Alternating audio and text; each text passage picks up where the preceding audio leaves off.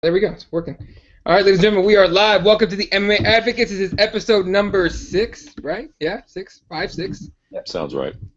Something like that, motherfuckers. You guys will get it. Anyway, of course, everyone's talking about the shit that went down today, but we're gonna start off with a little different topics, or we could leave with that shit. Who the fucking knows? From Dayton, Ohio, we got Fred Kirby. What up, dog? What's happening, fellas? What's happening? And from ABQ, not sure how hot it's getting over there. It's hot as shit here, and we're not too far away. Dave Rodriguez from ESPN Radio. What's up, man? What's up? Thanks, everybody, for tuning in. We're already on episode 6, so it's a hell of an interesting day, so it's time to get to it. Now I'm curious. I want to find out if we are episode 5 or 6. I bet you we're 5. Oh, we're 6. Good call. All right.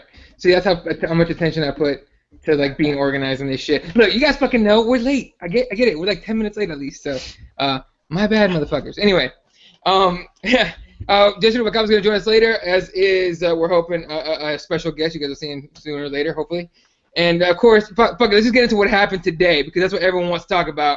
Of course, UFC 202, first of all, UFC has these ridiculous pre-fight pressers, like 2 days before the fight, the day before weigh-in sometimes, but usually 2 days for 2 or 3 days before the fight, and they have these media people ask the same fucking questions that they've asked the entire goddamn camp. Like, the 3-4 months before, the night before, the same goddamn questions. Same exact questions. Like, did you change your fucking fight plan for Nate? And then Nate, you think it's going to go the same way? Do you feel disrespect? It's the same goddamn questions, right? So, today they weren't having that shit. So Conor shows up 30 minutes late, or something like that, to the press conference. Fucking John Morgan, who's an MMA junkie, who I like and I respect, has to fucking go on about, so what do you think, to Dana White, dude, what do you think about Conor not showing up right now? Dana's like, well, you got to learn how to respect people's time. And he fucking keeps going with it. Yeah, but he's gone for 30 minutes. He's gonna be gone. He's gonna be late. You're gonna take him out of the fight. Trying to fucking start shit. And Dana White's like, dude, he's gonna be here. Ask a fucking question. Basically, that's what he did, right? So, again, John Morgan, just come on, dude, fucking stop. So then, finally, Conor shows up. They asked Nate a bunch of questions. I don't remember any of the questions. Why? Because Conor shows up, starts yapping his mouth. What was said is that Nick Diaz, who was in the crowd, gave Nate a signal or something like that to get the fuck up and walk out. So Nate walks out and just starts yelling "fuck you" to Conor on his way out and shit, saying all this shit. Saying I'm gonna do this, I'm gonna do that. Nate's crew is there, right? That whole fucking scrap pack, fucking the represent people, fucking Chris Avila who's fighting. Nick Diaz was there, Jake Shields, everybody's there, right? And they all start yelling back and forth. They get over to the other side of the presser, right in front of where all Conor's crew is sitting down, right? Like good little kids and shit. Ito Portal with the touchback guy with the ponytail and shit. All those motherfuckers are there. That's when Nate Diaz throws a goddamn water bottle. It don't even reach Conor. It hits one of his teammates, I think, and they go back and forth. And at that point, Conor loses his shit, starts grabbing every water bottle. He grabbed Glover Teixeira's water bottle. I think he might have grabbed Anthony Johnson's water bottle, everyone's water bottle, and the cans of Monsters, and he starts chucking them. First of all, Conor would never have a career in any football or baseball or anything because his throws are awful. It's awful, awful, awful shit. However, the melee started. Fucking water balls flying back and forth and shit. Nate's crew got somehow escorted out of the place. It was crazy. Starting off here with Fred, a lot of talk that this might have been staged. 1, do you think it was staged? And 2, do you give a fuck? I don't know, man. Listen, I tell you what. I don't give a fuck. I know that for sure. I don't care whether it was staged or not. It was fucking exciting. And I tell you what, man, I think that's kind of what these fucking press conferences are about. These fighters have got to get the fucking memo that it is their job to some degree to self-promote this fight. Listen, it's no fucking coincidence that Conor McGregor is who he is. He's been self-promoting the shit out of himself since before he was in the UFC. That's why it's fucking worked as well as it has. It's on those guys to make us want to watch the fight at this point. You know what I'm saying? It's not on the fucking guys to ask clever questions. What the fuck they gonna ask? Everybody's been asked everything they can possibly be asked at that point. It's not there for them. What they did today is why those fucking press conferences exist. They don't want you to get into a fight per se, but they want you to almost. I mean, listen, DC John Jones was going to be a big fight, but let's be fucking honest. What pushed fucking DC John Jones over the edge? Oh, the shit talk. Fuck, no, not the goddamn shit talk. That goddamn melee that happened. Oh, yeah, okay. Can't stand each other. Listen, Dave Shoulder was victimized halfway through that shit when Johnson said, no, bitch, get out the way. Listen, it's not the greatest thing in the world, but that shit fucking sells tickets, man. It gets fucking word of mouth going. What happened today was a good thing. Make no mistake about it. People will be talking about this. We're talking about it tonight. They'll be talking about it tomorrow. Listen, I am 100 times more excited for the fucking weigh-ins now. Can you imagine? They're going to have to bring fucking a whole full-blown security team up there. I mean, seriously, I'm genuinely interested to see what the weigh-ins look like now, because you know Nate's going to have the fucking whole 209 with him, Nick Diaz in tow, shooting the fucking birds, fucking, and you know Connor's going to have the whole Irish crew with him. It's going to be insane, man. They just fucking sold 5,000 more seats to the weigh-ins, let alone who knows what they did on actual buys. And listen, if it was set up, then it was fucking genius. Yeah. I mean, listen, if it was set up, then motherfucking Floyd Mayweather best start taking notes, because that was some clever shit, yo. If Nick Diaz gave a little whistle in the crowd and Nate got up and they orchestrated this whole fucking plan, that's some badass shit right there, Jack. And look, I mean, fucking Chael Sonnen tried to get Vanderlei Silva to do that shit. Remember with the Tough Brazil episodes and shit? He tried to talk to him like, hey, look, I'm the bad guy. Try to set the whole thing up. But, Dave, introduce your friend here. Yeah, Mike, can you hear us? What's up, guys? What's up, man? Yeah, everybody, Mike Placencia, Fight Mike, he's joining us tonight for the breakdown. That way, if you want to introduce yourself, Mike, I know it's your first time on the show, let them know where you're at. I think you're out of San Diego, California, correct? Actually, I'm out of San Francisco now, kind of all over the place. I'm in San Francisco. I've been shooting my show, Fight Mike MMA, about 2 years now. Damn, man, 2 years, hey, that's a good long run, man. I've caught your shows quite a few times. So we're talking about, I mean, obviously you've seen it by now, 'cause who hasn't? That whole melee that went down between Nate Diaz, Conor McGregor today, or, you know, their teams and shit. A lot of people saying it might be fake. So, like I asked Fred, I'll ask you the same thing. One, do you think it was staged? And two, do you care if it was staged? Definitely not fake, man. I'm actually from the 209, so I'm from the city right next to Stockton, and I've known Nick and Nate, like when Nick started training like a long time ago when he was a white belt in jiu-jitsu. I was actually a white belt in jiu-jitsu. I know those guys, I know the mentality. They wouldn't stage anything like that. They hate doing interviews. They hate being on camera. They would not be willing to do anything fake like that. So, no, it's not fake. And do I care if it's fake or not? No, I like the entertainment factor. Whatever makes the fight even better. So, yeah. It definitely made the press conference way more fun to watch. Like I was saying before it started, look, these pre-fight press conferences, it's just the media guys asking the same exact questions they've been asking for months.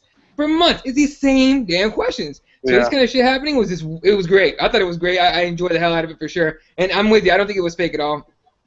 You know, Nate definitely looked annoyed as hell being asked the same questions over and over again. So, but now Dave, we have this thing with the Nevada State Athletic Commission. You know, they get touchy about stuff like this. You think anything happens, anybody gets in trouble? Highly unlikely. I mean, yeah, it's great that we have Mike on the show to provide a great insight and somebody close to the DS camp, because yeah, definitely I like what Gilbert Melendez was talking about after everything unfolded. He's talking about it's just two guys. There's animosity there. They're fighting for big dollars. It's big stakes. I really like that. Gilbert's point was, hey, Conor was a bit disrespectful not showing up. I guess that was the case, and that they did signal, hey, let's get out of here, and kind of, play the mental warfare a bit there. So I think that favored the Diaz brothers there, and I think I really liked it. I think that it builds the fight up a lot better. It was incredible. I never seen anything like that at the pressers.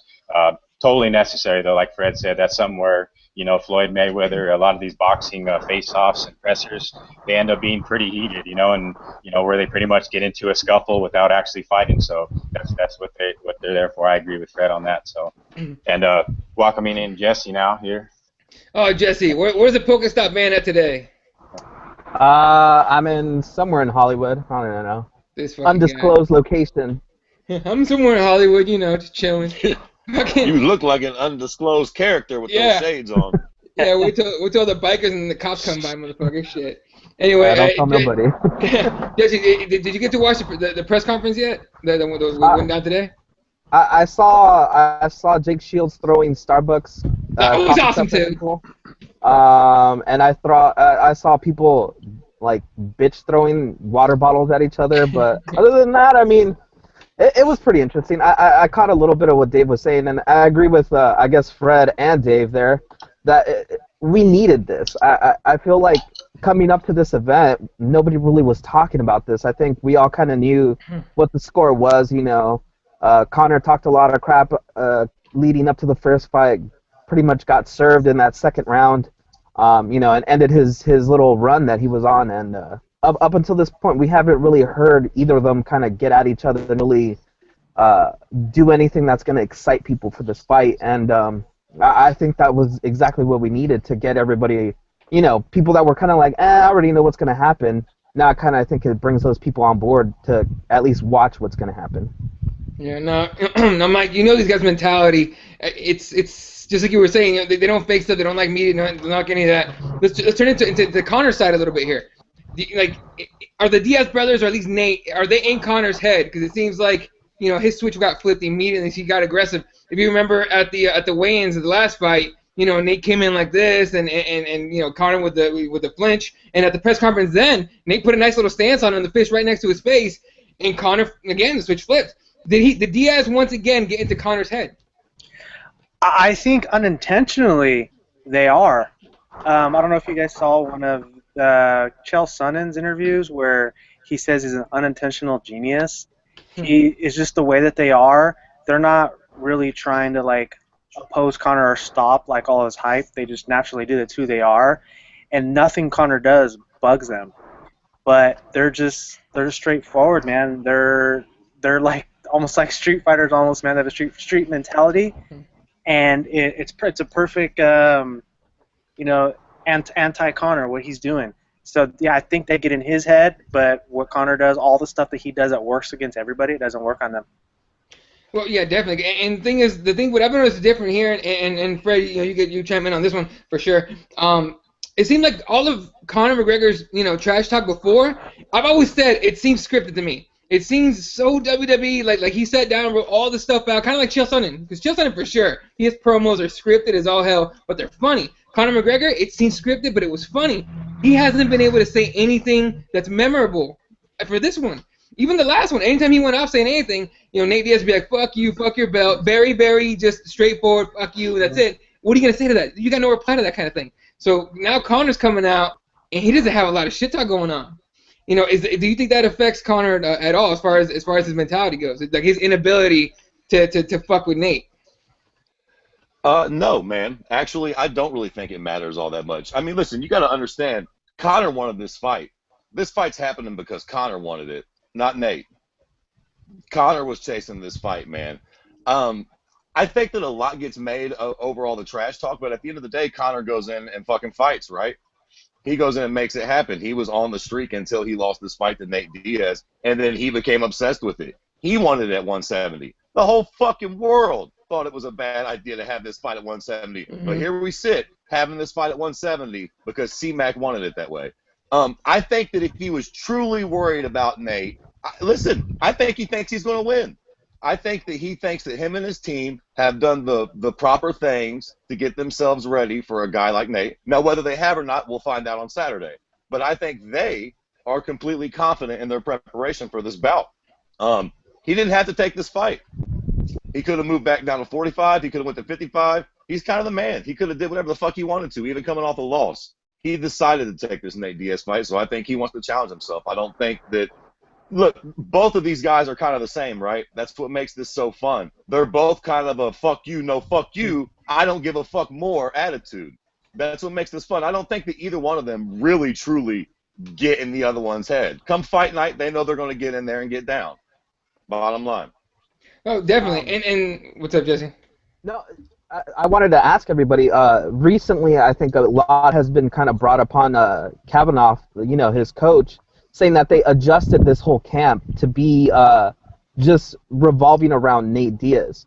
And, you know, I always think that, you know, his strategy before was he was ready for anybody, you know.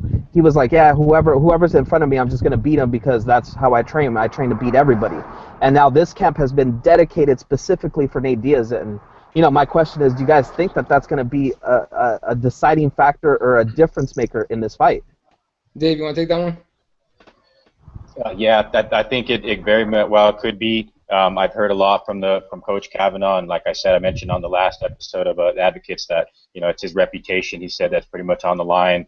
I've heard on the record, or he's gone on the record about saying he's learned more in the last 18 months than he has in the last 18 years, quote unquote, for this camp. So, and like Jesse mentioned, Conor's used to just game planning the Conor McGregor way, where he lets the punches fly, lets that left fly, and they go down. And who's going to question the guy when he's knocking out Jose Aldo in 13 seconds? So this time around, game planning, for Nate, putting in a lot of rounds. I think he had like a 18-week camp, 20-week camp. So I think it probably bodes well for him in his bout. I know that what kind of initially sparked the press conference when Nate stormed out is Conor was just talking to Storm and shit about, okay, Nate's got a full camp. Let's see this full camp. Let's see what he's got. So it's going to be interesting to see the way Conor did change up his training regimen, in which he's kind of doing some stuff similar to kind of what Nate and Nick do up in the 209. So very long camp, though, 18 to 20 weeks. So it looks like he's put in hell of a lot of work. So, and then I guess the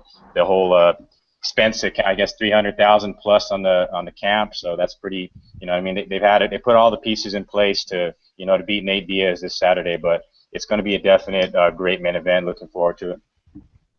Yeah, and coming up, going off of that question, Mike, Kavanaugh said, you heard Dave say it. Kavanaugh said my reputation pretty much rides on this fight. If Conor loses, it's gonna look bad on me.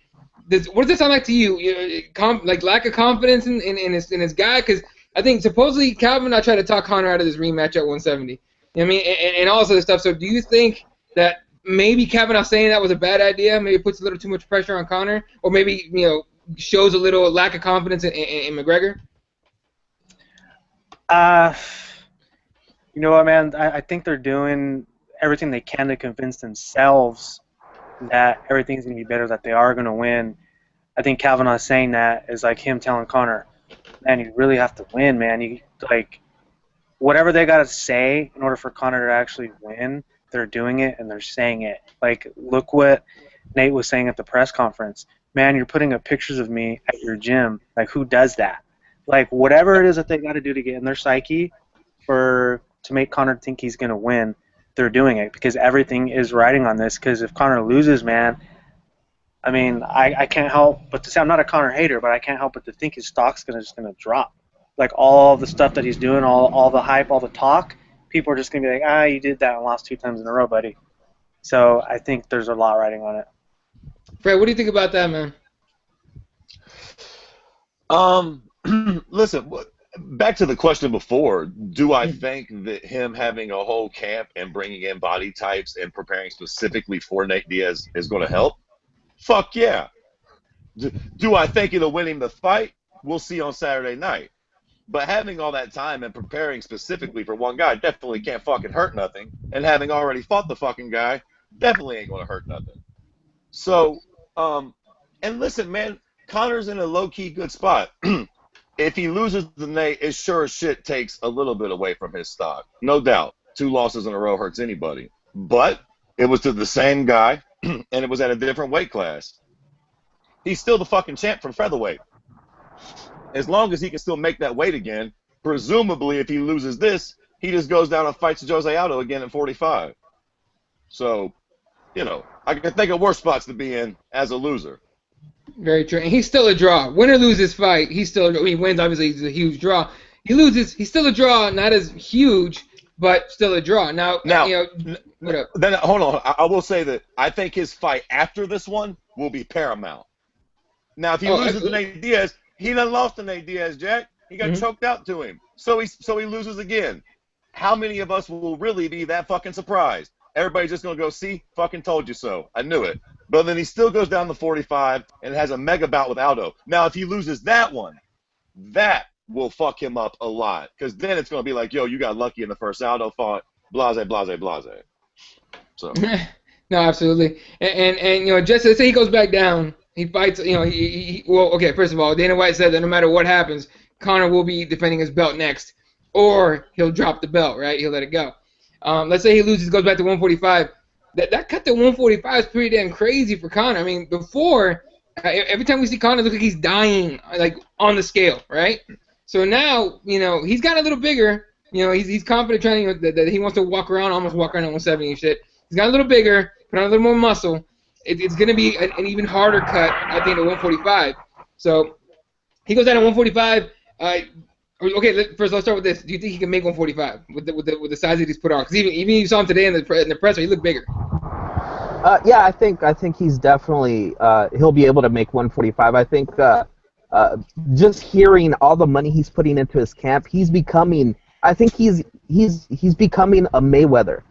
He's learning that it has to be a camp about him. It can't be his gym and all this stuff. It has to be about him. And also he's working with George Lockhart. And Lockhart, he's legit. I mean, if you can't afford Dolce and you go to Lockhart, you're going to get the same results. It might be even better for you. Saving some cheddar on top and, getting some really, really good nutrition. So I don't think that it'll be a big problem. It just depends on how much time he's going to give himself to get back down to that weight. That's the big thing. And I think, if anything, I think he'd probably rather go down to 55 and then jump down to 45. I think he's going to want to take that progressive step down instead of just jumping all the way down. If anything, if it's up to him, I think that's probably what he'd end up doing.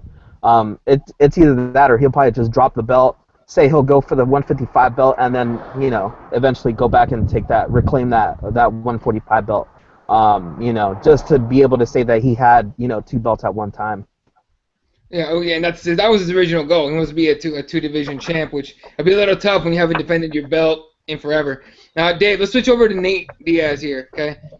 Because we're talking about, if Conor loses, this happens. If Conor wins, this happens. Nate Diaz wins. What do you see for him? A lot of talk about. Okay, and this is all talk. I don't necessarily agree with it, but everyone's like, okay, you give Nate Diaz a 155 title shot, or you give Nate Diaz a 170 title shot. What does this do what does a win, in your opinion, do for Nate Diaz?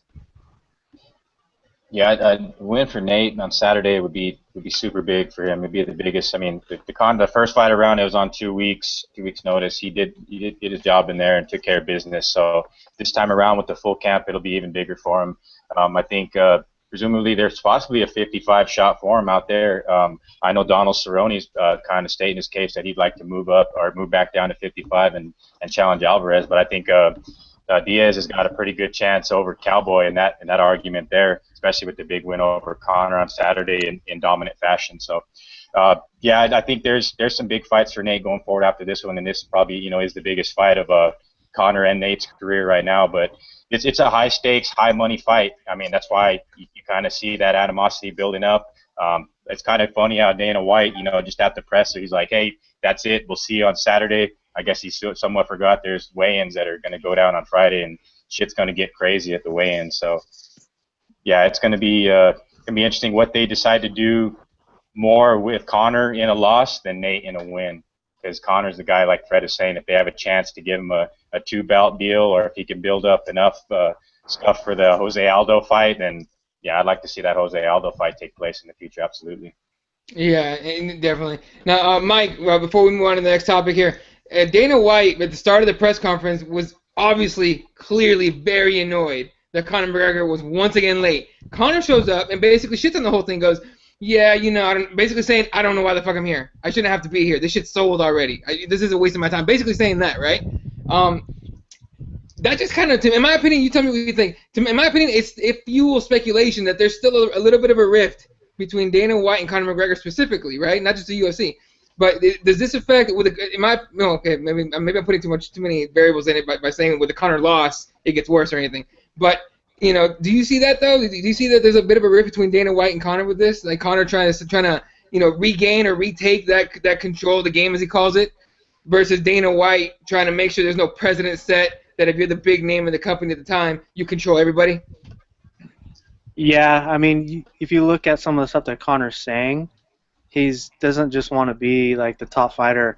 Like he wants to take over. He's saying he's the money guy. Like he's the one who's bringing all the money. It's because of him. Look what he tried to do. He tried to negotiate who knows how much money, and then he said he's going to retire because he wasn't getting it.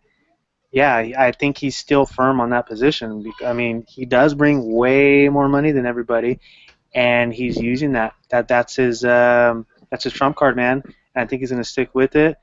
He's changed the game, man. Whether you're a Conor fan or not, I think he's personally good for like all the fighters, bringing more attention. He's showing the fighters, hey, you're worth more. Just do this. We could do this, and yeah. So I think there's something there between him and Dana. No doubt, you could see it.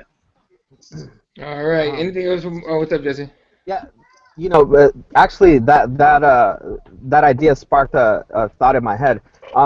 What do you guys think? Do you guys think that this is going to be an indicator that maybe Conor McGregor is going to be one of the first big major guys to sign on to that Fighters Association thing that popped up recently? And that was actually the next topic I want to bring up. And starting here with Dave, this Fighters Association thing, Conor actually mentioned something about it. I lost the link that I had saved about it, but I don't know, Dave, have you heard anything about that? What Conor said about it? And if so, what do you think about look, first of all, if you get anybody right now, Conor McGregor will be the guy you would want to be the first big name to jump on that, right?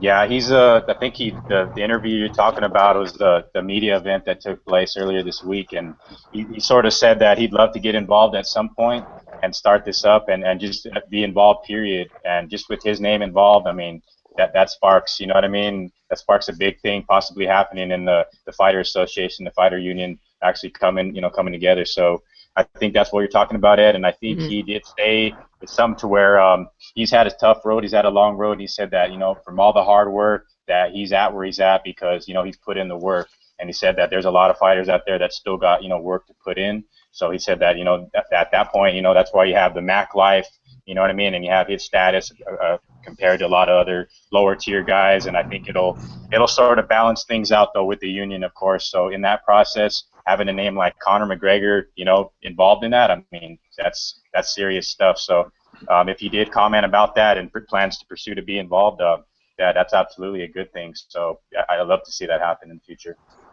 Yeah, and Mike, on that point there, with the Fighters Association, my opinion is this: without the Ali Act, that association is not going to have much power. They don't necessarily agree. I don't know. I've heard very little interviews from the guys involved. You have NFL, PA talking, putting in their word about it. I think MLB, Major League Baseball, I think NBA, I think said something about it too. But do you think that the association has any power at all without the Ali Act going through? Yeah, I think so, because the state of MMA, kind of like where it's at right now, like it's still like it's so new, and like all those other sports, man, they've been around for a long time, and I just think MMA is just totally different, man. So I just think if enough of them band together, I think if they could just get the right attorneys, I think they could push something through, man. The funny thing is you mentioned that Leslie Smith, I mean, she's one of the people that have really been pushing for. I'm not sure if you guys saw it. I've actually been talking to her the past couple days.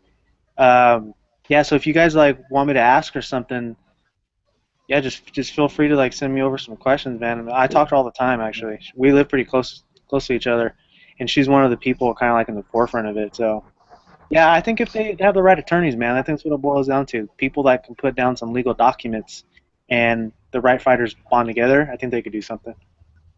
What's up, Jesse? Oh, the thing is that if you look at that association on their little splash page that they have on their website, they have some pretty good lawyers involved. I mean, I think one of the head-up lawyers that they have is the guy that defended Nick Diaz with that Nevada State Athletic Commission thing. Hey now. So they have some guys that are in the know about what they're dealing with fighters and with the whole general MMA landscape. I think the biggest problem, in my opinion, is just getting the word out there. I mean, not many fighters are really know about the association and what they're trying to do. And when you mention it to fighters, as I learned over the weekend, a lot of them kind of actually get scared by it because they're not sure if they say anything for it, if that's going to bring repercussions, or they just don't know enough information about it to be able to make a concise decision over it. Yeah. And I think the other problem is that this association is getting confused with which Mark Hunt is trying to do, which Mark Hunt wanted to do a union as well. So I think a little bit more clarity on their part. But the whole lawyers thing, I mean, they have some pretty good lawyers, and they have some people that are in the know of, you know, sports entertainment and all that stuff. You know, some people from, I think they actually have some people, some representatives from NFL or basketball, one of those two, that's actually a part of the association. So, I mean, the knowledge is there, and the high-powered lawyers are there. You know, it's just getting, like Mike was saying and Dave was saying, I mean, they just need the amount of fighters to be significant enough to be able to just push everything forward. With the Ali Act, I think that would actually hurt them, because then a lot of that would be taken out of everybody's hands, and it'd be placed in commission's hands. And then that's where you get really, really, like, stupid stuff like boxing, you know. Then you get all these different fighters having all these different titles, and then just everything kind of gets convoluted. That's what you don't want.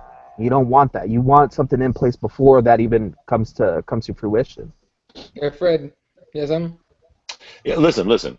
I seen that fucking interview with Conor, and I'll tell you what Conor said. Conor said, yeah, I would love to eventually get involved with something like that. But he made it unequivocal that right now he is focused on him and his journey and this fucking Mexican he's got to fight Saturday, as he put it. Listen, the reality is you need big names to sign on, and right now MMA don't work like the NBA or the NFL or the MLB. There's fucking nowhere near as much money, and you're not going to have guys like Conor McGregor and John Jones or Ronda Rousey stepping up and cutting their fucking balls off for other people. Conor would be interested, but not right now while he's making money. He ain't. And you're going to be hard pressed to find people who are still trying to make that money in their career that are on the top of the game that think, okay, I'm going to stick my neck out there and risk all my shit for fucking Joe Jerkoff that's opening up the card. Mark Hunt, Tim Kennedy, you know? Yeah, and if I'm Conor McGregor, ask me how many fucks I give about Mark Hunt and Tim Kennedy that ain't fought in a month of Sundays. Yeah, true. I don't think these fighters respect each other all that much. Do they expect each other as brothers in arms? Sure. But everybody's trying to get fucking paid at the end of the day. Do you think that John Jones cares how much Tim Kennedy gets paid? Nope. Hell no. Not fucking really, Jack. Not really. Yeah. And real quick on that note, for anyone that hasn't heard, Tim Kennedy versus Rashad Evans is a thing. Oh, yeah. Can I just get everybody's fucking opinion on that for a quick second? I'll tell you what. Let me just say, I didn't even know, and I'm not being fucking cute, I did not know that Rashad was an active fighter. I thought he was a fucking announcer. Swear to Christ. No, he fought not too long ago, didn't he? Didn't he get beat down? Who the fuck did he fight? Who was it? Someone beat him to crap. Was it Teixeira? Let me tell you something. No. It was, Exactly. Let me tell you something. Our lack of knowing is the fucking problem, okay? Yeah. The fact that we're all sitting here scratching Ryan our fucking Bader? heads. Oh, yeah, Ryan Bader. That's right. Who gives a fuck, too? Sorry, There you go. Oh, Nothing like poor Ryan Ryan Darth Vader to suck the fun out of a fight and make everybody forget it forever. That's true. Okay. You know, to that, Fred, I mean, I think we were talking about that on the chat between us, and I think to Tim Kennedy, that's a great fight. That's like a monstrous fight for him because that's a former champion. He's going to build his name off of that guy because people still love Rashad Evans because he's a name. Mm-hmm. It doesn't matter if he hasn't fought in a few years, but I agree with you. I mean, there's really nothing to really like about that fight. I mean, it's a great fight for Tim Kennedy on his first fight back in a long time after finding Hitler, whatever the hell he was doing. You know, so I guess to him that's the spot on fight that he needed. You know, a big name, a big stage probably because I think it's a main event, right? Yeah, it's that's Madison Square Garden card, I believe. Get the fuck No, out well, of it here. sure shit ain't a main event. Then if it's No. Then it's the MSG Fight card. Pass main event. Oh, That's what it is. okay. More like it. Okay. But, you know, Rashad's first go at 85. That'll be interesting, I suppose, to see if he can make the cut and still look good. ooh, he's up there in age, man. To make that cut? He's only like 38 or something, right? Yeah, only. I think he's like 35, 36-ish, I want to say. 36, I think, yeah. There you go. That's old, man. That's old to be making those cuts. You know, listen. To be honest, he always looked a little flabby. He did. He's got those fucking puffy nipples. He could have used that keto diet, man. Burn all that fat. but now we're just way off now. Fucking talking about nipples and shit. Isn't Tim Kennedy a Jackson's guy, Dave? Yeah, he's still affiliated with Greg Jackson and Coach Mike Winklejohn. Yeah, it's just interesting. I mean, they booked it so far out, and it's been so long since either guy has fought. Like we were kind of wondering who the hell Rashad fought in his last fight, and he didn't fight that long ago. But Tim Kennedy, I mean, he hasn't fought in a month of Sundays, as Fred would say. So, but yeah, I think it's just scheduled so far out. It's like, hey, okay, I'm excited if it's a 5-pass prelim main event. That's cool. I'm sure that MSG card is going to stack up well, and that just being kind of a filler fight with those two names, former champion and Rashad. So I'm cool with it. It's just so far out though. His last fight was that Yoel Romero fight, right? That was his last fight. For Tim Kennedy, I think so. Yeah, it's been a while. Yeah. That whole controversial that fight was sitting great. on the stool for an extra minute or two. Yeah, that's exactly what it was. Yeah, it was weird. Look, on that, you know what's weird about that? And I was thinking about what Jesse was saying. This is Tim Kennedy against a big name, and one of the original Ultimate Fighter guys. Just a guy that people are a fan of, right? Huge fan favorite kind of guy. Tim Kennedy beats him. The way that 185 is pictured right now, Dan Henderson is fighting for the title against Michael Bisping. Tim Kennedy's got to be looking at this like, hey, man, fuck it. Throw my name in there now, right, with the win. Right, Fred? Yo, listen. Okay, so quickly, guys, I'm curious about something. Okay, so Dan Henderson says he is going to retire, win, lose, or draw. For the sake of argument, for just a moment, let's say he wins, which would not be that far outside the realm of possibility. Let's say he wins and he does decide to walk away. What do you do with the middleweight division? That's a good question. Jesse. I think it's already set up to where you have Jacare, Weidman, what's his name? Rockhold. And if Bisping retires, I mean, you throw one more guy in there, maybe the winner of the Rashad Evans fight.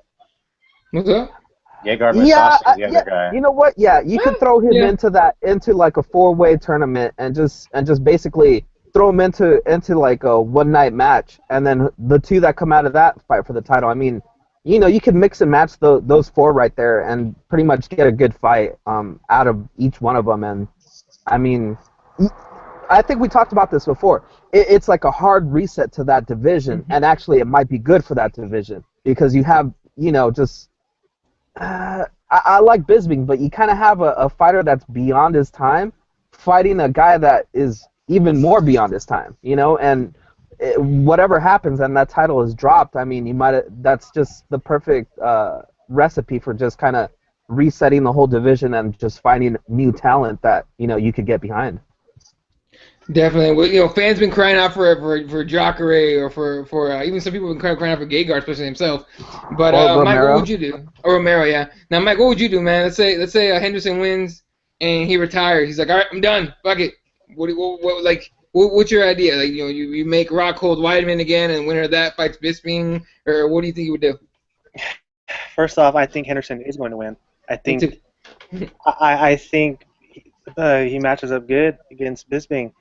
So to answer your question, it's kind of hard to say, okay, Bisping, you lost, but we're going to make you fight Rockhold again for the belt because Weidman's sitting right there. I think he kind of deserves to be able to fight for the title pretty quick too.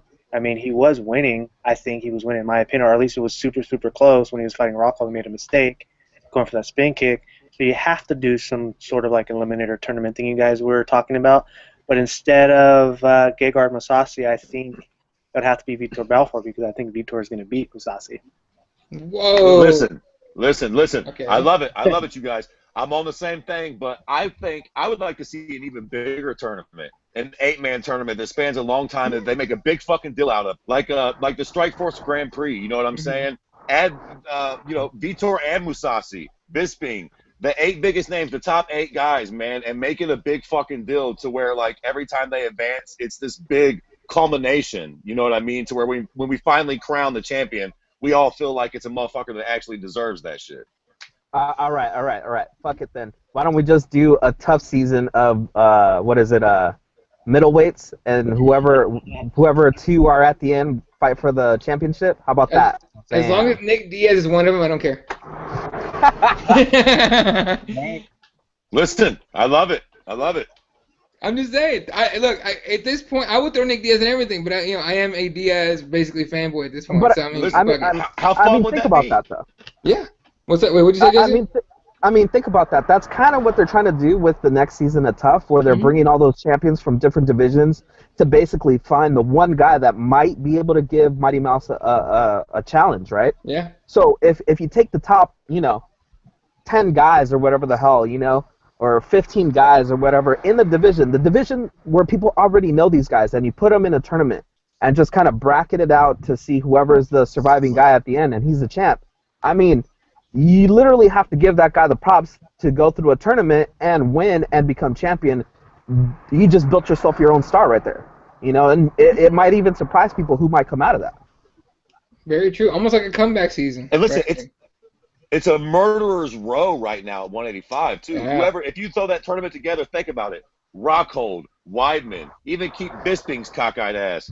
Throw Anderson Silva in there. Fucking Nick Diaz as a wild card. I mean, there's a fucking Gegard Mousasi, Vitor Belfort, 180, fucking Yoel Romero. 85 is stacked right now. Jacare. That would be fun as fuck. And whoever wins that deserves that shit because every fight is going to be hard as fuck, no matter who gets matched up with who. Here's the top 8 ranked middleweights as far as UFC.com is concerned. Obviously, Michael Bisping's the champ, but let's see. Number 1, Luke Rockhold. Number 2, Chris Weidman. Number 3, Jacare. Number 4, Yoel Romero. Number 5 is Vitor Belfort. Number 6, Anderson Silva. Number 7, Robert Whittaker. And number 8 is Gegard Mousasi with Uriah Hall and Derek Brunson on the outside looking in. Hey, listen, oh my God. I like Robert Whittaker and all, but he's getting his spot taken. he's even a good kid.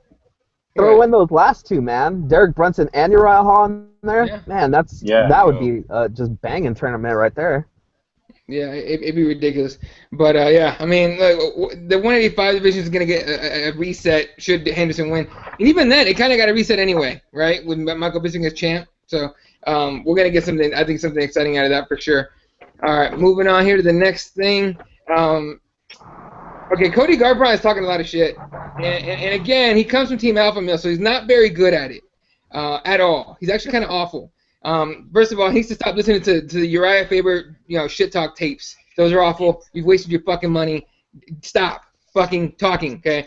Second of all, look, I think they should give him the Cruz. He beats who's fighting Mizugaki this weekend. Yeah, he beats him. Yeah, he's fighting. Yeah. He's fighting for the title. It's gonna happen because that's what they're gonna do. They're not gonna give TJ the rematch right now.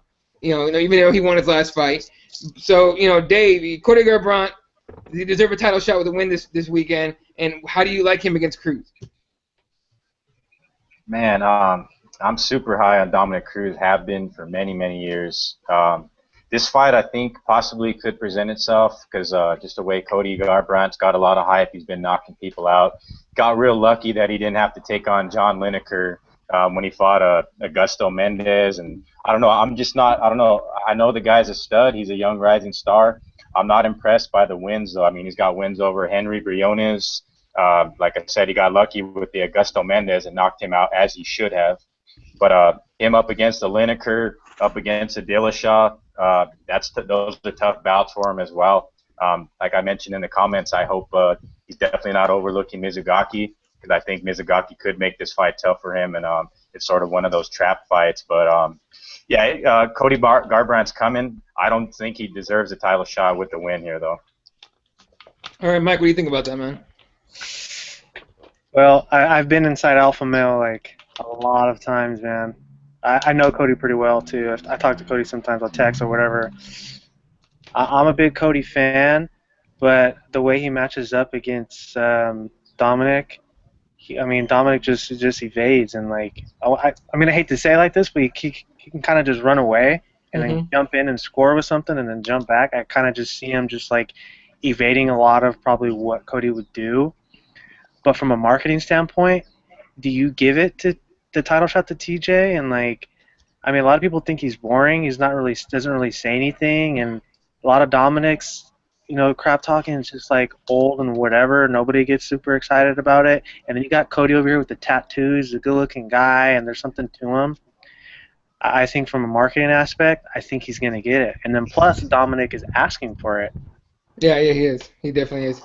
Now, you think, again, if Cody just improved his shit talk, I would be way more interested. But this whole, he's scared of me shit, people have been saying that for years. Come on with something better. Talk about the fact that he walks around with a fucking purse dog. Talk about the fact that, he's got, everything's broken on his knee, that if he breathed on it, that shit would snap. Come on with something a little more creative that's going to make me laugh.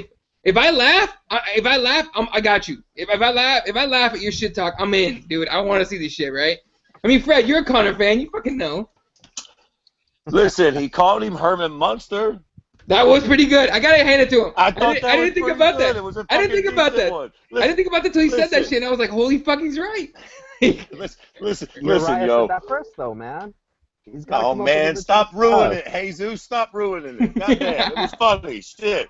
Listen, 135 is thinner than Lindsay Lohan on a meth bender. Of course Cody's going to get it. If Cody beats Mizugaki, he's the only one that's got any kind of steam behind him. Really? Like Mike said. Well, yeah, really. Who else you going to give it to? Fucking TJ? No. I'll give you two more names. Okay. And then you can go ahead and berate me all you want. One of them is the worst name I'm going to give you. So I'm going to give you the other name first so you don't crap on me for 5 minutes straight. The first name I'm thinking of is the winner of John Dodson and John Lineker. Hell yes. Both of those guys are good contenders. And then the other name, go ahead and hate me all you want, is Brian Caraway. Guys, your bullshit. Sorry. Yeah, go fuck yourself with Brian Caraway. We need to keep Brian Caraway fight contenders until he loses, okay? But think about it. You give Brian Caraway someone like Aljamain Sterling or no, he just beat Aljamain. Yeah, give him Cody Garbrandt. And then that's the test that you give Cody Garbrandt and see what happens. When does John Lineker fight John Dodson? Oh shit! That fight just got made. That fight just got made, dude, isn't it? Like days ago, it got official. Yeah, it's a while before that fight goes down. Listen, if Cody wins and doesn't get hurt, Dominic needs to defend the belt. They're jawing at each other. He deserves it. Let him fight him. Listen, you're right. Whoever wins the Lineker-Dodson fight definitely has a right at the title. But depending on when that fight happens, how unscathed they both are in it, they're both bangers, so there's a good chance that somebody gets fucking hurt, maybe even the winner. Cody fights in like fucking 4 days. He's already on a hot streak. If he wins, he's talking shit to the champion. Whether it's all that good or not is debatable.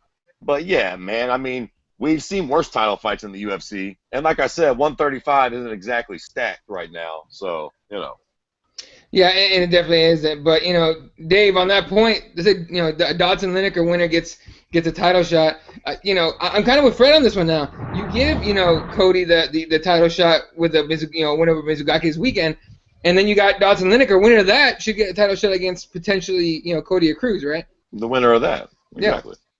Yeah, the fight is scheduled for October 1st, so it's a little ways out. I know John Dodson's been looking for a big fight. I mean, he does hold a win over TJ Dillashaw at 135. So somehow, some way, TJ's factored into the equation. But I absolutely love the competitive bout that I think that would be with Cody Garbrandt and John Lineker or Dodson. I mean, I know Jesus brought up Brian Caraway, possibly Brian Caraway. I mean, he's on a streak. I mean, it's just my Fred Kirby impression right there. So yeah, no, it's kind of like at the top of 135. I mean, Dominic sets the bar so high. It's just like I'd be taking Dominic all the way in that fight against Cody Garbrandt based on him being in 5-round fights and just being a cardio machine, and it'd be a first time experience for Cody. But hey, he's got heavy hands. He's a young stud. I mean, if they offer him the shot, I'm sure he's going to make the most of it. But Dominic Cruz, if he's calling for it, I see it happening as long as Cody's not injured in the fight and he comes out unscathed. I agree to that. Yeah, and the thing about it too is look, I would take Cruz big time in a fight against Cody, but Cruz will eat a shot or two, and Cody puts dents and shit that he hits. You saw it in his last fight. He hit something, it's gonna hurt it, right? So if he can land just one or two clean shots on him, not the way TJ did. TJ was throwing haymakers the entire fight. I don't think Cody's stupid enough to try that the entire time. He's gonna wait, get his opening, and then throw a hard one. But again, against Cruz, who's great footwork, in and out all the time, it's kind of a tough thing to do, right? Okay, so how come everybody's on board with Garbrandt being so young in the sport, in the UFC really, and not having that much experience, throwing him out to to the champ so fast, and everybody was hoping that Cejudo would never get a shot until he had like 6-7 fights in. Like, what's the difference? I mean, just because he's a banger, because he might have a shot at knocking the champ out, is that the only reason? Because I think if you give him at least two more fights after this, or just one, even if his next one is Caraway, that at least gives him that reason to fight for the title. I don't want him to have a shot too soon and then get blown out of the water, and then that's the end of Garbrandt. That's what I would hate to see. To fuck that. Give him his shot now and let him get blown out of the water. That's what we pay the big money for. I don't give a fuck if he ain't ready. He shouldn't have been winning those fights so good. Listen, who was the Brazilian kid he starched? Almeida? Thomas Almeida. Yeah. Almeida. Fuck, I thought he was going to lose that shit. Yeah, I thought Almeida was going to walk through him, and I'll be a son of a bitch if he didn't starch him. If he starches Mizugaki, fuck it. He's on a run. He's young. He's mouthy. Good looking with the tattoos. Used to bang Paige Van Zandt. Yeah. Sold. Good for him, by the way. I can't hate on him at all for that. Good for him. Yeah, fucking A, dude. Do your thing. All right. Yeah, I think it's a good point that it's really just somewhere. I mean, he is deserving to a point, but I kind of argue that he doesn't get it because it'll be too soon. But he is the guy, I guess, right now that Cruz is eyeing, and I mean, Dominic Cruz calls the shots at 135. We know that. So that battle. Guys are figuring it out. Guys are figuring it out. If you chirp enough and you start some shit, the UFC likes making fights that the fans want to see. Nobody's fucking clamoring to see Brian Caraway get a title shot. Nope. No, I get that, but don't you think that this is also falls into what Dominic does? Dominic picks out the guy that he knows he can beat. He's watched Garbrandt, and he's like, okay, this is going to be an easy title defense for me in his head, because if you ask Dominic, who would you rather pick, another fight with TJ or Cody Garbrandt? He'd be like, oh, Garbrandt, easy fight, real easy to him, So like, to me, it's also like he's picking his own shot, and he's thinking the easiest way to defend his title yet again is through Garbrandt. It's a bigger money fight. He done beat TJ. Okay. At the same time, I still want to see TJ versus Faber for some reason. I just want to see that fight happen, just to happen. I gotta see it, right? I mean, Mike, you were a Team Alpha Male. I mean, they were brothers and family and all that. TJ leaves, and all of a sudden they hate each other. What's the talk around there? What was the talk around there of a possible TJ Faber fight? Man, that's actually going to be one of my next questions. I was just straight out ask Uriah, like, you going to fight him or what? But basically, it was literally like one day, it was one way, and the very next day he was like, whoa, because somebody had mentioned it to Uriah and a couple guys, hey, TJ's probably leaving. And then Uriah asked him, in one way or another, he asked him directly, hey, are you leaving? But he was like, hey, what's this talk about, whatever? And TJ straight out said, no, everything's good, blah, blah, blah. And like the next day, he straight said, hey, man, I think I'm leaving. And so it went from, oh, you're my boy, you're my brother, to I don't mind fighting you. I want to fight you. So I think that has to happen before Uriah retires. I think it's going to happen because it's about money. They all make money. And like, is there another money fight for TJ? Nope. No. Not at all.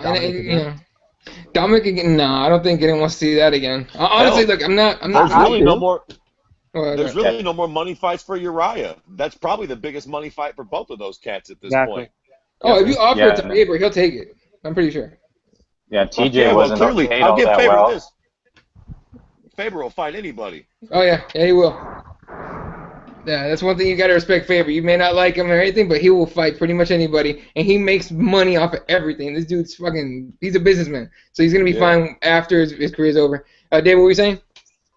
Oh no, I was saying TJ Dillashaw wasn't well paid off at UFC 200. I mean, you got Sage Northcutt made triple what he made on that card. You know what I'm saying? So that doesn't speak volumes of what's going on. It's like, hey, yeah, he does have maybe one big fight left, unless he somehow ends up fighting John Dodson again. That's another fight. I guess they can raise some, some expectations for a rematch there. So Yeah, and if anyone doesn't know, I believe the number was 20-20, right, for TJ? That's terrible. Yeah, That's a former champion. it is. That's Yeah. insane. It's insane. All right. It is. Yeah, no, it's pretty crazy. If, All right, let's. if I was TJ, I would immediately fucking start tweeting Uriah Faber Fuck yeah. dick pics. I would start fucking with him. I would start fucking with him immediately. Because listen, man, he did get a shitty paycheck, but your draw does reflect your numbers. Nobody's fucking blowing Conor McGregor at the UFC. He gets Big Bank Hank because he brings in Big Bank Hank. TJ needs to start a little bit of a ruckus with Uriah. Build this fight. Make it a big deal. Then we'll all tune in, and he'll probably get some fucking coin. He needs to play up that snake role that everybody's calling him the snake. Be the fucking snake, man. Be that. That's my favorite thing, dude. You guys see That's my favorite thing. Putting those snakes on every single picture, every picture, video, every single one. There's a million snakes. Play it up. Play it up. Can you guys imagine? Can you guys imagine if he put a picture of himself and then on the other half was just a picture of a snake and he posted it? Oh shit! Can you guys imagine what happened?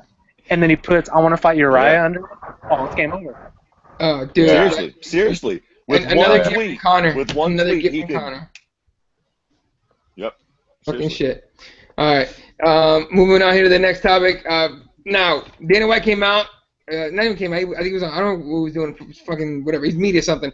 And he says, John Jones possibly, or it looks like John Jones didn't mean to take what he took. Now, Dave, have you heard about this at all? And is there any talk in ABQ? I know it's pretty recent. Has there any talk around the gym about that? Yeah, no, nothing recent that I've heard. I haven't been down to Jackson Week this week. I plan on making it down there before the end of the week. A lot of guys are in Vegas for the weekend. Donald Cerrone competing. But yeah, it's just so weird because we all know, post UFC 200, what was Dana White quote unquote saying? I don't want nothing to do with John Jones, and then all of a sudden it's totally flipped around. He's like, hey, Jones is possibly coming back. So that's just a complete 360 right there. That's just kind of very, very strange. That's what I initially thought when I first heard about the news, the quote unquote good news. So it's good that there is a possibility that Jones could possibly just get like a 6-month suspension, like we had previously talked on Advocates before. We could likely see him early in 2017, or I don't know if they're going to give him a free pass here. I don't know what the likelihood of that happening is. I think regardless, he's got to be suspended for some length of time. But at this point right now, it's hard to tell because I think they do have an official, announcement that's coming soon, whether it's later this month or the proposed date, I guess the late September date, or if it's just a complete fuck up on USADA's side. So that'll be crazy as shit if it actually does play out that way. So a lot of details we are yet to find out. And I think we'll find those details out very soon. And I think if Jones seems confident, Dana seems confident. I mean, I hate to be one to believe everything Dana White says, but here, this is something where it's serious. Getting Jones, the pound-for-pound king, back in the mix. So I'll find more details out here locally in Albuquerque. But it's just so strange, though. How we go from saying, I don't want to talk to this guy, I want nothing to do with him, whatever, post UFC 200, and now it's like, hey, back in the John Jones sweepstakes now, of course. Money. Of course. It's money. He knows. He knew that as soon as John Jones' people probably told Dana, hey, we're going to be able to come back pretty soon. All he heard was cha-ching, cha-ching, cha-ching. That's all he heard. He doesn't care. Dana White doesn't care. He's a promoter. All he cares about is being able to promote a guy that's going to make him a lot of money. And without John Jones, we all talked about that the company was going to be hurting because they don't have a big-name guy. Now they have John Jones back. There's a big-name guy. That's true. Now, Fred, I can tell you're very happy. Go ahead. Jesus fucking Christ. Here we go. What the fuck is Dana White supposed to do? Hire a fucking team of private investigators to call bullshit? Jesus fucking Christ. If USADA says we fucked up, sorry, go fuck yourself, Jesus. What do you want from me? Hey, and isn't that what they did with Travis Brown? They hired private investigators to check that out. Didn't they do that with somebody else too? He was fucking beating his old lady. That's a big fucking difference. He's fucking hitting women. He's 6'9". Jesus Christ. It's a fucking homicide hindrance. Listen, I'll tell you what I have realized with this is that USADA is low-key fucking shoddy. Am I the only one that is starting to, lose a lot of faith in USADA? First, Here's the it's thing. Yoel Romero, Yeah. and then there's all these fucking supplements that may or may not have a cunt hair's worth of something that's illegal, and nobody fucking knows. And you know, what the fuck's going on? All of a sudden, USADA's like, oops, yeah, our bad, Yoel Romero. How the fuck is any of this possible?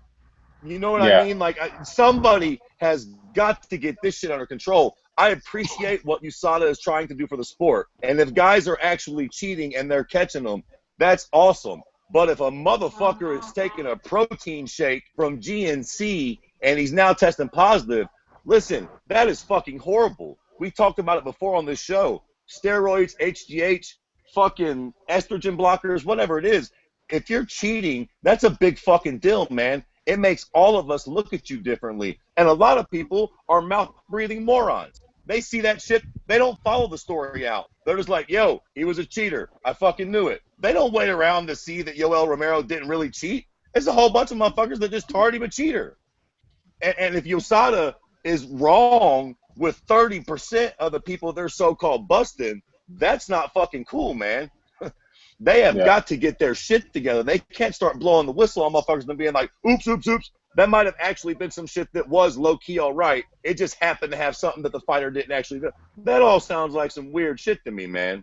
And that's USADA's problem. Yeah, I agree with you, Fred. I think that's why we need that association where a lot of fighters can get together, because right now the only way they can test their supplements is if they pay for it out of pocket. Now, you tell me if the guy, jerking the curtain at the beginning of each event is going to be able to, shell out like $5-10 grand to test all his products, it's just ridiculous. I think that they need to implement some sort of program where everybody can send in their stuff, get it tested, make sure everything's all right, and basically be able to police themselves. Because right now it's basically, they're still suspending you for 6 months. Why? Oh, because you should have known. Should have known what? That right. I was taking something that I thought was clean, and now it turned out dirty? Like, no, that's stupid. They should get no suspension, and they should be able to send it in, and that way they cover their ass. USADA comes in, hey, you tested positive for this. Did you send the products in? Yeah, I did. All right, then. Now we know something's wrong.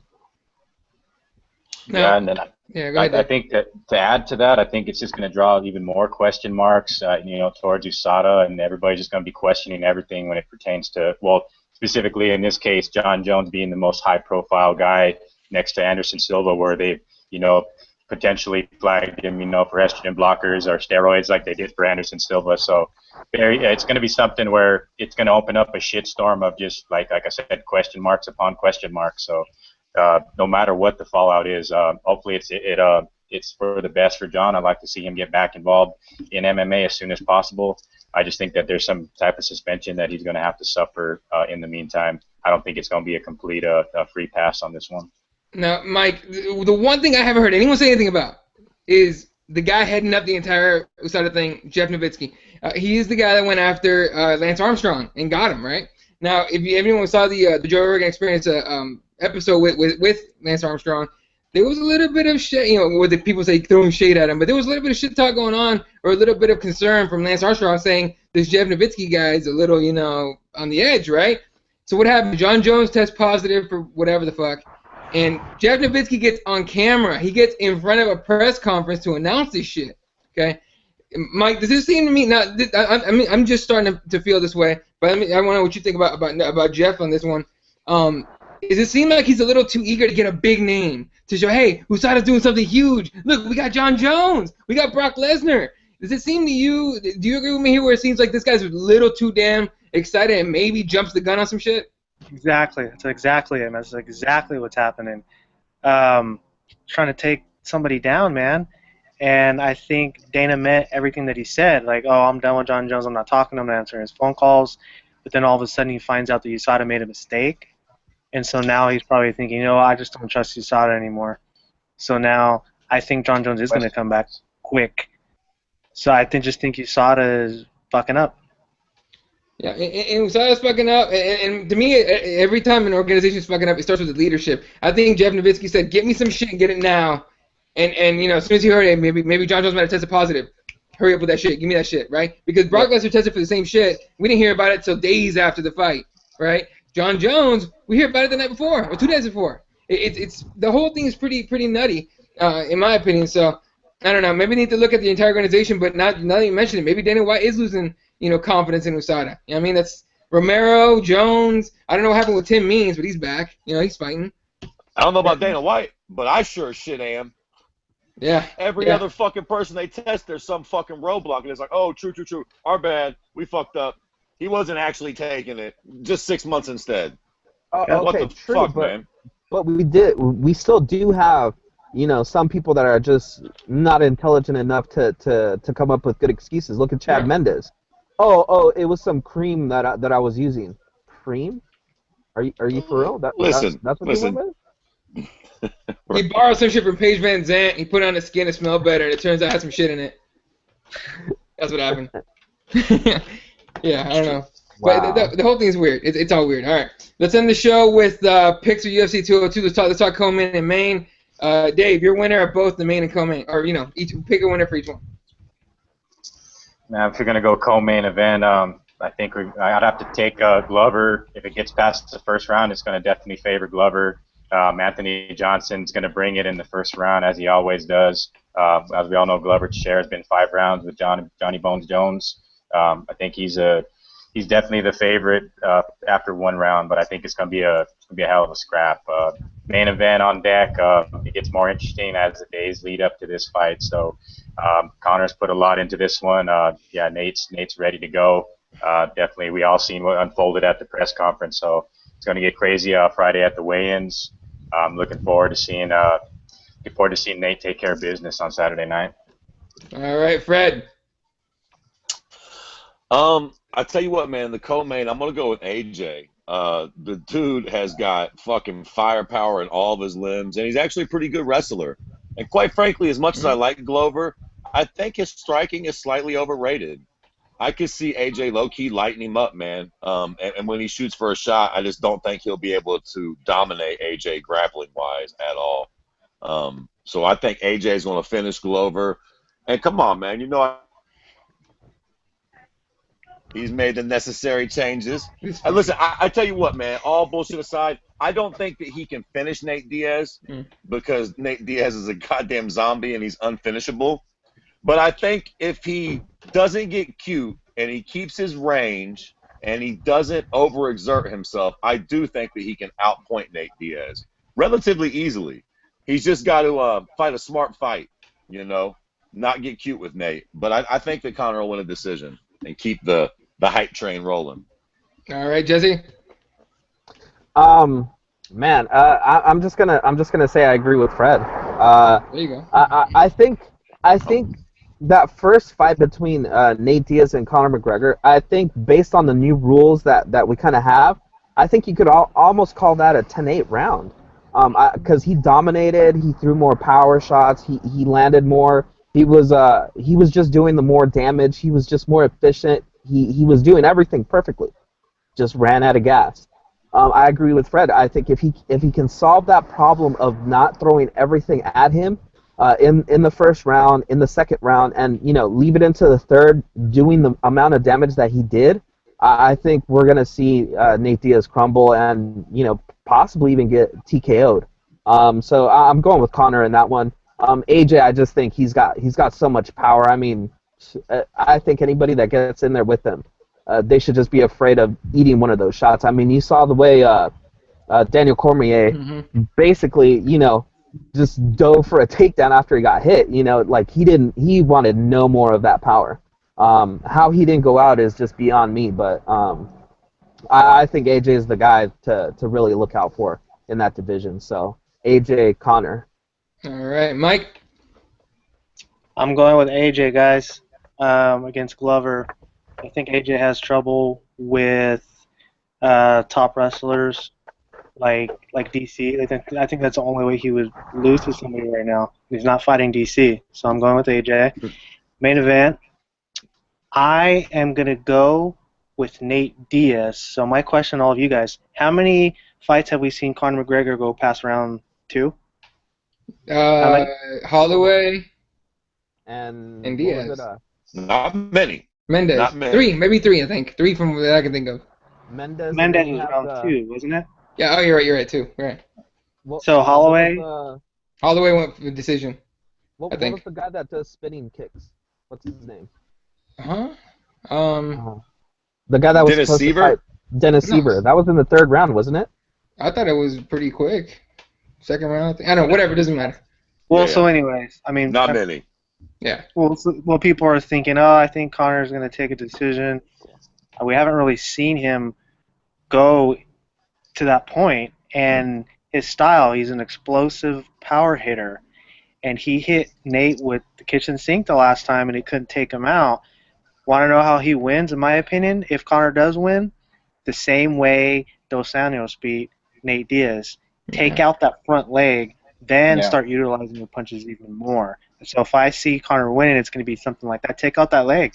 So you don't see the Diaz brothers like defending those low kicks, those low front kicks, a lot. You just don't see it. So if Connor does win, it's going to be something like that. But I'm still picking Nate Diaz.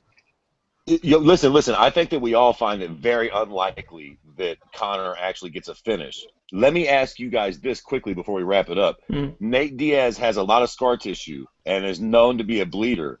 Do you think that he could get a cut stoppage easier than actually getting a stoppage? We all know that Nate won't quit, but he opened up like that in the 1st round. If Conor keeps hitting him like that for another 10 minutes, Nate won't stop. But do you think we could see a doctor stoppage because of Nate's bad scar tissue? Not in Nevada, dude. Not in Nevada, dude.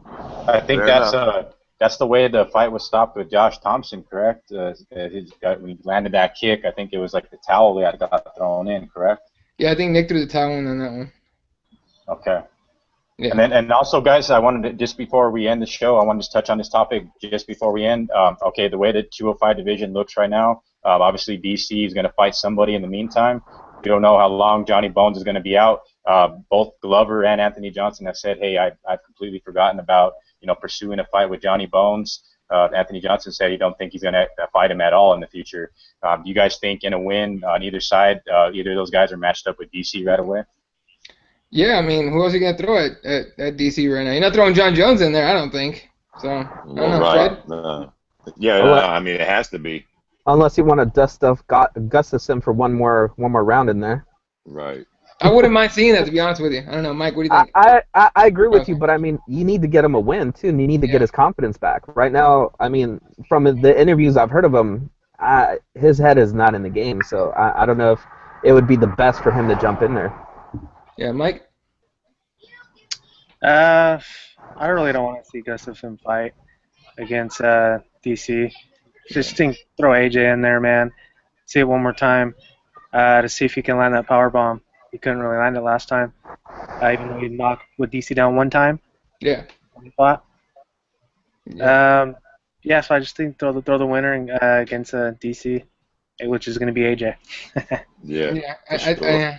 And I myself am picking AJ. Power bombs. Glover Teixeira, I like him. He's a really good striker, but I just think AJ's got that power. Again, he lands one on you. Your legs are going to wobble, and then he's just going to smell blood and swarm on your ass.